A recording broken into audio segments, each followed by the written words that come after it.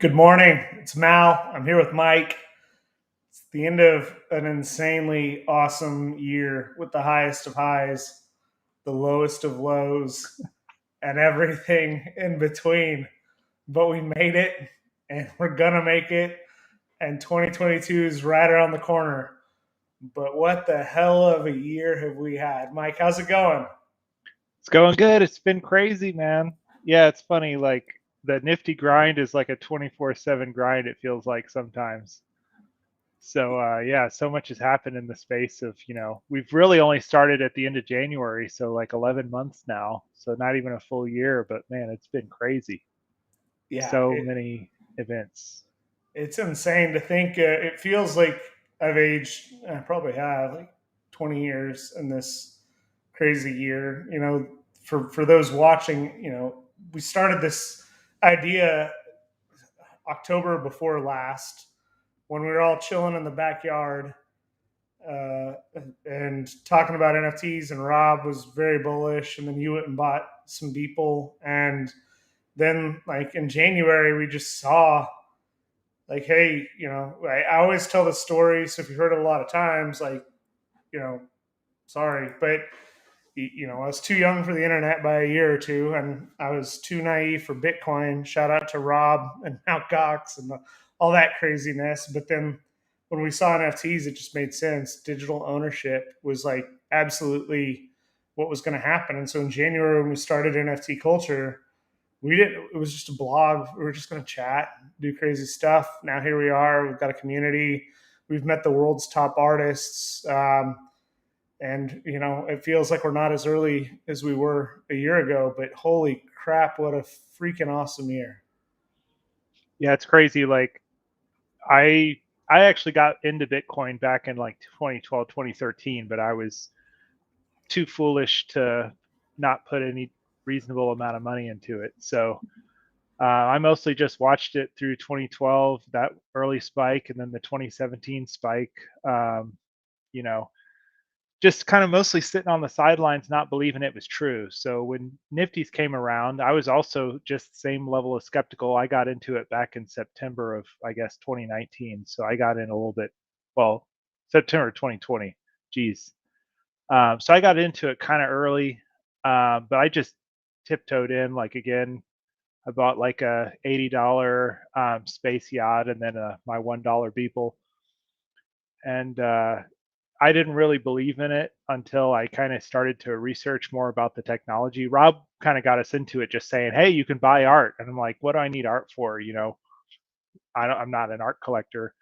But then I kind of, saw the art and saw that it was actually really cool and really appealing. Picked up those kind of early things and then kind of just sat on those for a couple of months. And then after that December Beeple drop is where it really clicked for me. And he sold out that the complete collection or whatever for $777,000.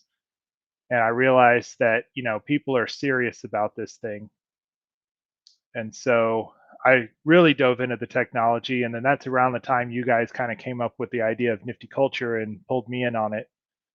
And yeah, once at that point, I was like, hey, this is game changing. It's kind of starting out with art, which is just a very like straightforward use case for it. But really, it can be so much more. And since 2020, we've seen just Nifties themselves evolve from just artists releasing a few pieces to the whole generative art thing to DAOs and staking and all kinds of crazy ideas merge from pack and whatnot. So it's just been, it's crazy how much it's changed in the last year, but it's kind of that like um, early stage of nobody really knows what's going to stick. It's just like the internet, just like you said, like nobody knows what's going to stick. So everybody's trying everything. And there's going to be a lot of losers, but there's going to be a couple winners. And um, the main thing to keep in mind is that the world is already changed by this technology. And it's just a matter before people kind of come to grips with it changing things. I mean, just the uptake, we're seeing uptake in major corporations, uptake, of course, all the celebrities and everybody who has any kind of IP is starting to try to cash in on it. But that's kind of just same way the internet kind of took off. Same way mobile.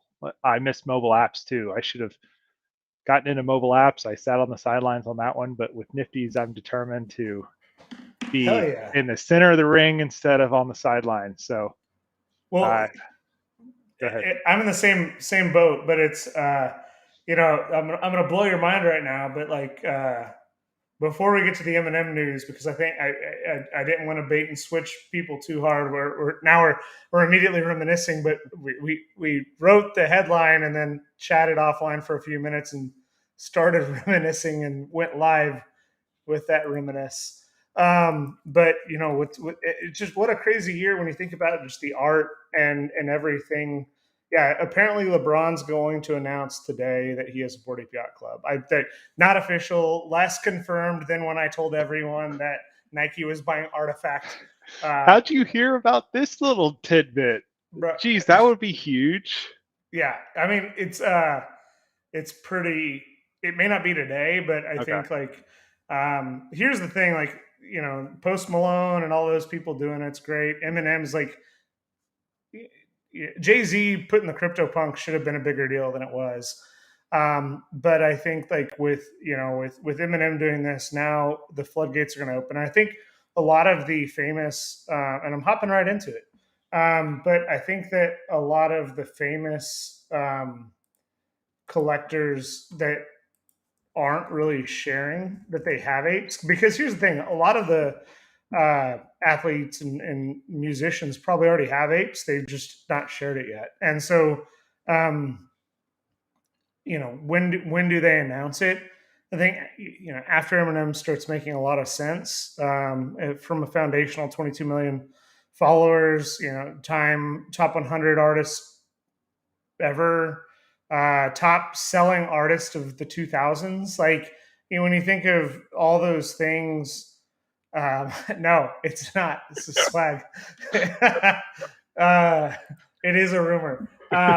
It's not confirmed. I actually, anyway. But yeah, like Eminem joining the Bored Ape Yacht Club. Like, here's the weird thing, and this is tough, and I've been going through this tough conundrum too, because we want to build the brand NFT culture, but like I'm the one who runs the NFT culture Twitter. It's not a secret. Everyone knows it. We'd love to have an official NFT culture Twitter, but I can look daily at my stats. And when I have my picture of my ape up and when I have a picture of the NFT culture logo, like it's like 500% different in terms of the followers that we get. And so then you look at why Adidas Originals is, if you go to Adidas Originals right now, it's a Bored Ape. Steph Curry's still a Bored Ape. Eminem's a Bored Ape. Like these are freaking the most famous people and brands in the world, and they're on this concept. And so when you think about the importance of what this is, and whether it's good or bad, is to be determined, right? There are, when you have 10,000 holders of a token or 10,000 members of any community, a certain like law of big numbers comes into play. A certain percentage of them are going to be nefarious. A certain percentage of them are going to be bad. But like, does one bad apple spoil the bushel? And like that's the thing that we have to think about with not just the 10,000 Bored Ape Yacht Club, but the other 20,000 mutants. And when we look at, like, we haven't even talked about all the other stuff that's gone on with the craziness of the Mutant Ape Yacht Club and the thousand it's just been a wild few weeks for everything that's going on. But Eminem is a game changer. I mean, you can't say anything else about it, right? Yeah, it's crazy that that's the real secret sauce of Bored Apes is like it's a nifty, so it's kind of like tech, but also it's like there's a little bit of style to that art. I think it's kind of really catchy, really interesting style of art. And so it works as a kind of like it works both as a persona and as kind of like a status symbol, which is I mean super hard to um, recreate. I think like if you compare it to something like Clone X, where it's really interesting art and really neat looking art, but it doesn't quite capture a persona, I would say, the same way that the apes do. And that's really why I think they've become, I guess, the pinnacle of this nifty movement by these celebrity people. And I think a swag in the comments really says it great when he says, yeah, you got it up on the screen.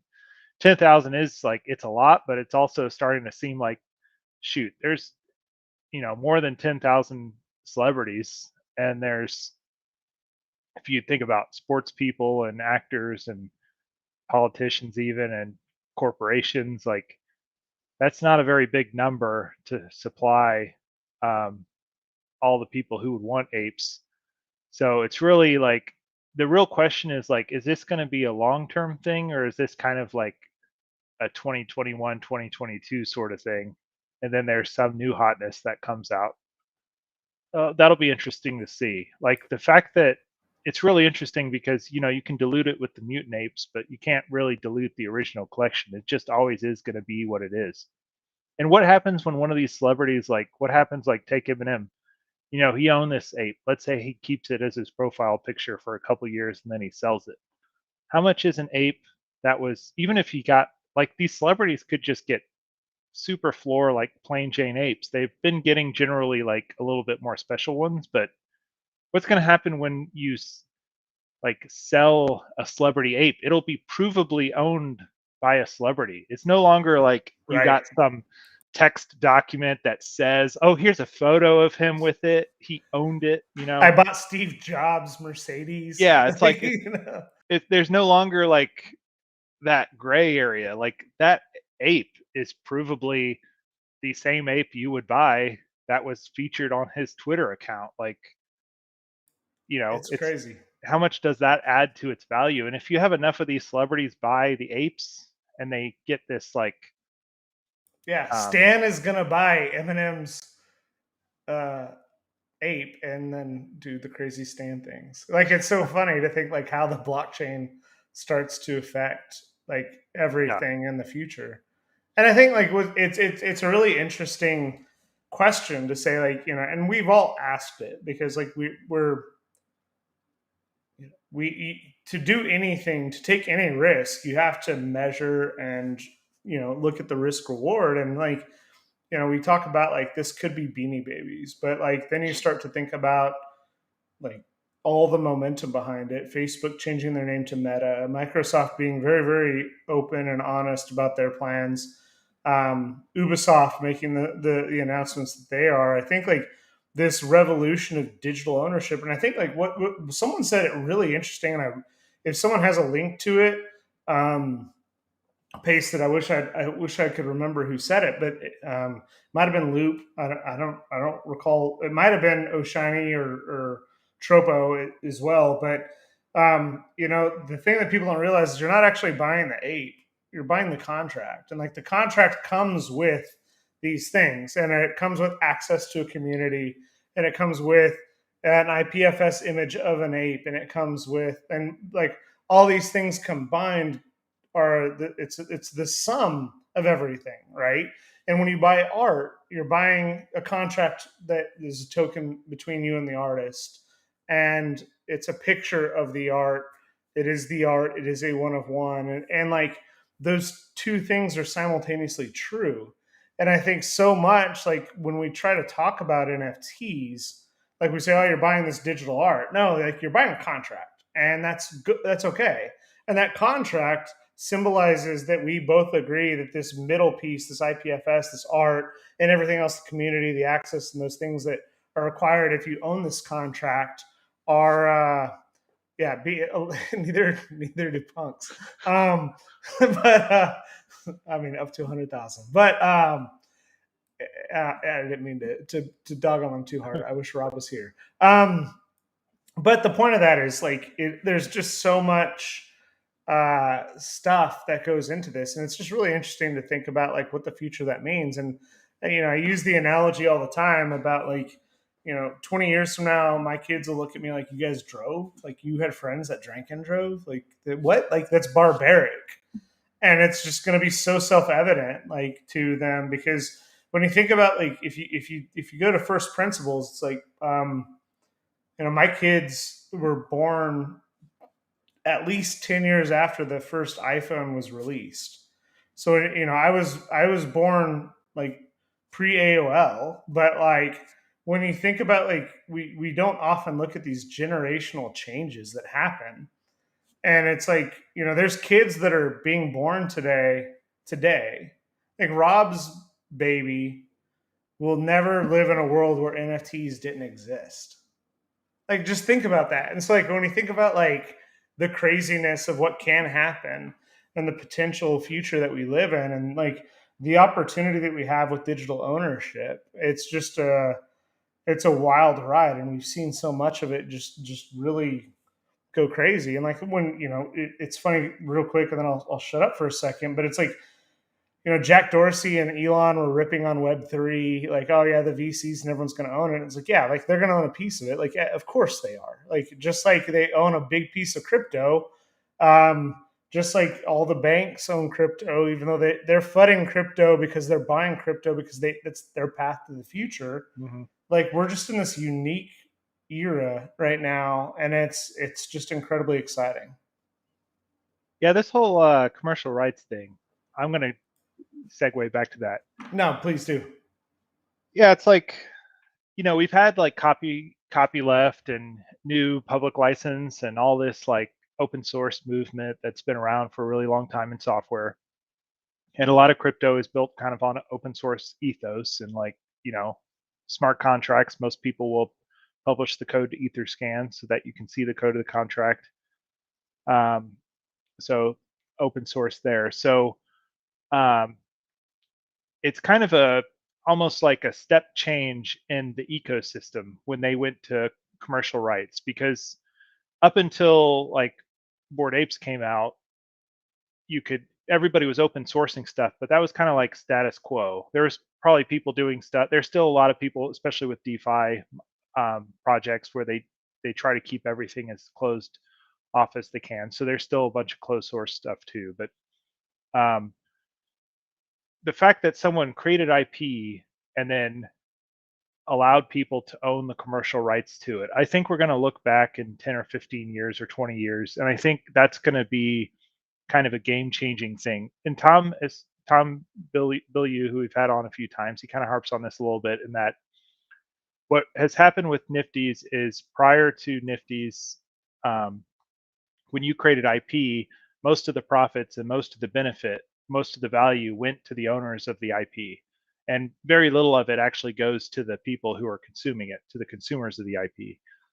And NFTs have flipped that. And the main thing you can point to that caused that flip, at least in my book, in my scorebook, is Bored Apes coming out with this commercial license for their stuff. And I think all these celebrity purchasings of Bored Apes, I think, is kind of more rewarding that decision, and also providing validation of that decision. Because Eminem, how can you value a profile picture on his Twitter account? Like, is that $100,000 of goodwill that he's earned, or is that more or less than $100,000? You could probably make an argument that it's more than $100,000 of goodwill to his brand that it's providing. So he's already going to be afoul of any sort of commercial use restrictions. So they would never do it. So I think a lot of this celebrity stuff, I think, is just rewarding that initial decision. But I think we're going to look back in 10 or 20 years, and we're going to live in a world where people are trying to create value for not just the benefit of themselves, but for the benefit of themselves plus everybody in the community.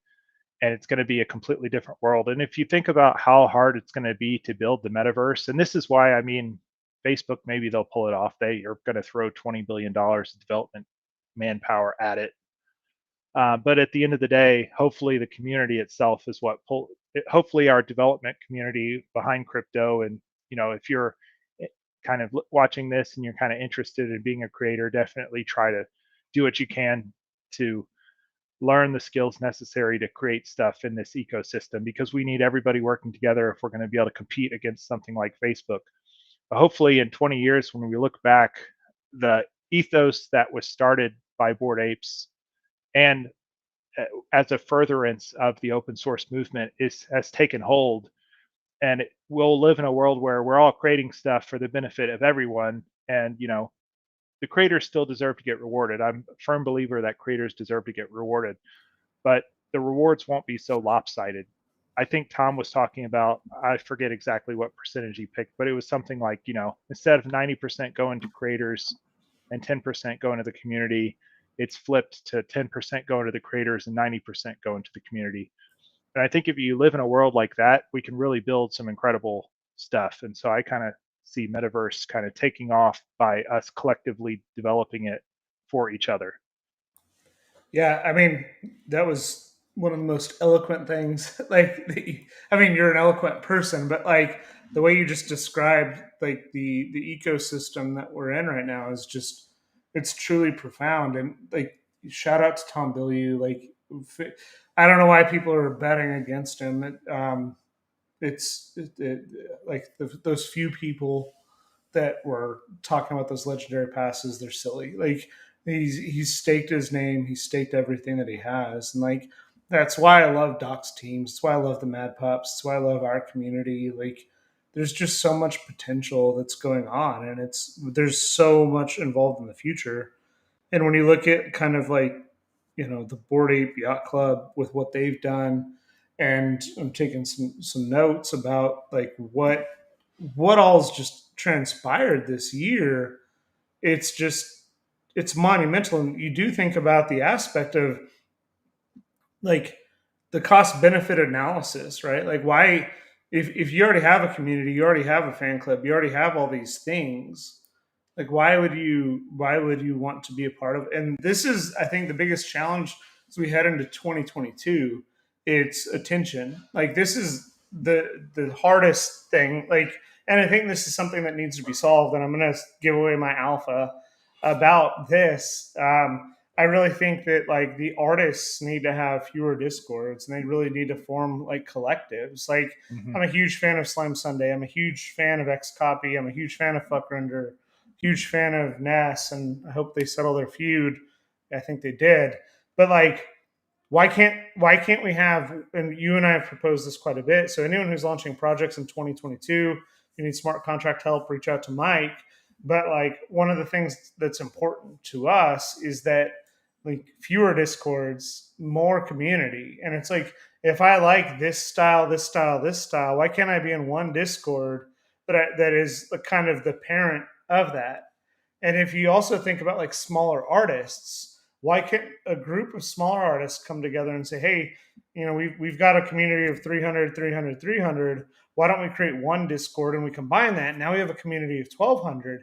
Now we can cross pollinate ideas. Maybe we add a fourth artist, a fifth artist, a sixth artist.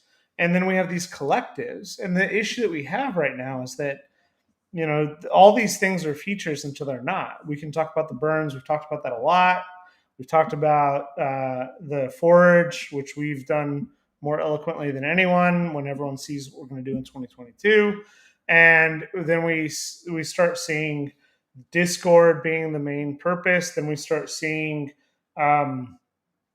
whitelists, and now whitelists are gone. Like all these innovations, like the next feature is like fewer individual communities and fewer communal communities. And I think like that's the way this succeeds, because I shouldn't have to go to like 100 different discords to be seeing these types of things.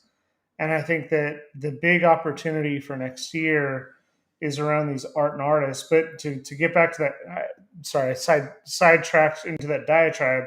But I think the part of that is foundational in terms of kind of what's going on today with where we're at and kind of what has to happen, and why someone like Eminem would even embrace the Bored Ape Yacht Club, because like he had that community allows him to do two things. One, he can signal that he's crypto early, native, late, whatever we think that means, or his team. Shout out to Christian, who made some really poignant views in our Discord, and he can also have the rights. He can put it on an album cover if he wants, right? He can make Eminem, Bored Ape T-shirts. He can do whatever he wants with it. Where like other NFTs, he doesn't have that potential. And for him, he doesn't need this. He's doing it because he's exploring, he's experimenting, and like going back to your point earlier about the the technology side of NFTs versus the art side, it's funny, like the artists always come first. Like whenever there's a new medium, the artists are always the first to explore it, right? We're in a cave, we have fire, we created ash. We put our stick in the ash, we draw some shit on the wall, and it's this 40,000-year-old rough buffalo or antelope or whatever the hell it is. Like the oldest art that's ever existed. I'm sorry, I don't know what it is right now. It's New Year's Eve.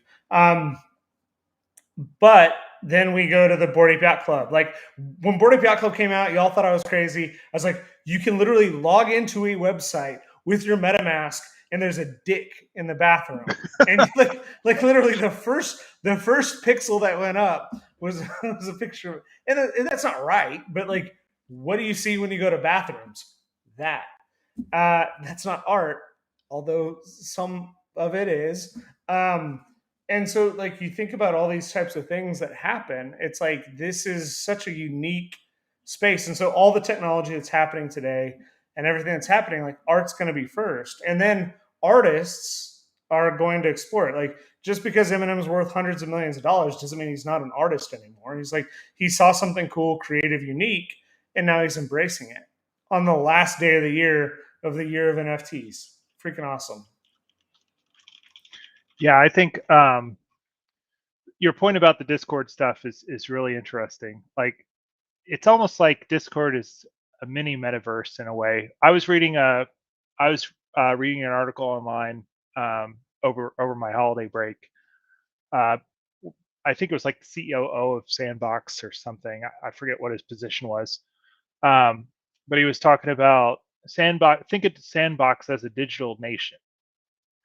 And so I think what we're going to see is these kind of digital nations starting to form. Sandbox being an obvious one, but I think Discord and its group of communities collectively, I think,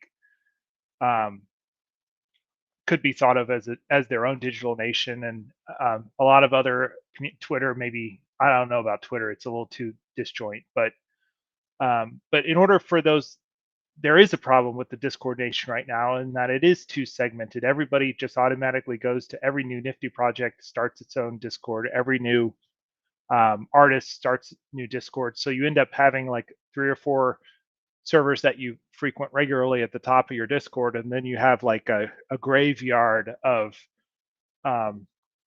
communities. I think the consolidation is, I think, necessary for the Discord as a whole, and the digital nation, so to speak, of Discord, for it to have power and sway and retain its relevance going into the future. It's definitely necessary for some kind of consolidation. And this is maybe a tiny bit of alpha too. We had talked about maybe Nifty Culture needs to try to figure out how to integrate some smaller projects that we think are really solid projects with solid teams kind of underneath the Nifty Culture umbrella. So that's, for people who are watching and listening, that's going to be something we're going to explore in probably the first half of 2022, is like giving these places a home that they can kind of start out in and even stay in, inside of one cohesive community versus further segmentation. Because like if you're launching a project or you're doing something that's not like blue chip scale, like why do you need 30 new chat rooms or 30 new channels related to this project? And why do you need yet another meme channel and shill channel and all this kind of stuff? We can kind of we should be able to economize better than what we've done so far. Absolutely. Mike, I think you have to go, but can I ask you one more question? Absolutely. And I agree with everything. Like, I think, like, I want to double click down on that, but I know, like, we're literally out of time with you. What was your favorite moment in NFTs in 2021? I will say, and if a little You person can go. shows You up, can sorry. go. No, let me just answer your question. For me, I think it was when we did that stream during the Beeple Spring Collection launch, and we had that huge influx of people coming in to watch our stream, and that kind of launched us into streaming, and that kind of like cemented in our minds that NFT culture was going to be a successful thing. So for me, that was really what did it. Absolutely. Mike, thank you so much, man.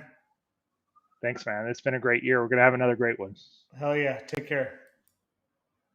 All right, everybody. It's been fun. It's been a fantastic year. I'm so thankful to have gotten to know each and every one of you.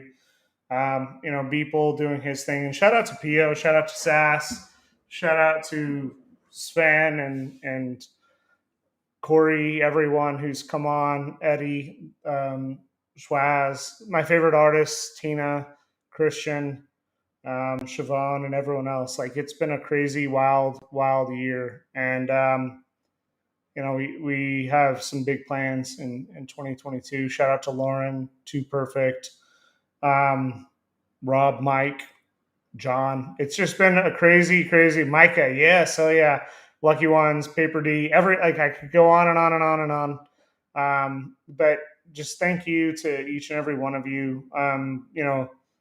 We thought we were gonna have fireworks today. We knew we were gonna have fireworks today.